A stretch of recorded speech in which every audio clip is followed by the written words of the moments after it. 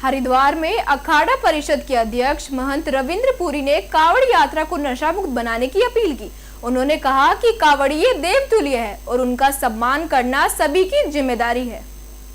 वासी है उनसे भी हमने अपील की है, कृपया ये तो एक हफ्ते की कावड़ है और आप भी जितने भी कावड़ी भाई हमारे आते हैं अतिथि देवो भवा, हमें भी इनको देव के समान समझना चाहिए। और हमने देखा है जब ये लोग हरियाणा में पहुंचते, दिल्ली में पहुंचते हैं, यूपी में जाते, राजस्थान में वापस जाते हैं, इनके पाँव में बहुत बड़े बड़े छाले होते हैं। ये लोग कैसे यहाँ से जाते हैं ये हम लोग जानते हैं, क्योंकि हमारे वहाँ मंदिर है, मठ है। जब ये लोग वहाँ पहुँचते हैं इनकी टांगें सूजी हुई होती है। और मैं यही कहना चाहूँगा ये ज़्यादा जो वाद विवाद होता है हरिद्वार में ही होता है। हरिद्वार के बाद में बिल्कुल ये शांत मर्यादा से चलते हैं। और सबसे बड़ी बात है, मैंने ये कावड़ी से पूछा, मैंने कहा मेरे भैया आपने भांग क्यों खाई? वो भांग खा रहा था। उन्होंने कहा गुरुजी भगवान शंकर भांग खाते थे। मैंने कहा मेरे भैया भगवान शंकर तो विष भी पीते थे। ऐसा काम हम ना करें कि जो उचित ना हो। और हमारा पूरा प्रयास होना चाहिए जो हमारी कावड़ यात्रा हो नशा मुक्त। गुरुजी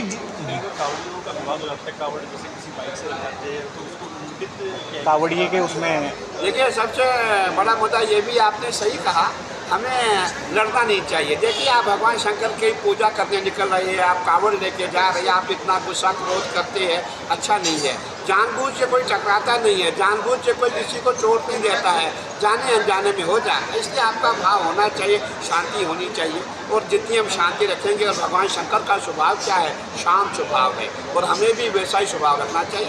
मैं यही कहना चाहूँगा कि आप आगे चल के जो भी कावड़ लेके जाते हैं, आजकल एक नई कावड़ भी बनी है, वो हमारे जैसे गैर हिंदू की कावड़ होती है वैसे बनी हुई है। लेकिन हमें प्रयास होना चाहिए हमारी कावड़ जो है सनातन कावड़ हो। और हमें ये भी ध्यान रखना है कि जहाँ होटल है, जगह जगह पे होटल है, वहाँ भी हमें देखना चाहिए कि किस होटल में कौन सा होटल हिंदुओं का है, कहाँ देवी देवताओं के फोटो लगे हैं। क्योंकि इस समय आपने देखा होगा कहीं गैर हिंदू हमें टारगेट कर रही है, कैसे हमारे सनातन को खंडित किया जाए, कैसे आपके व्रत उपवास को खंडित किया जाए। इसलिए खाना वहीं खाएँ जहाँ आपको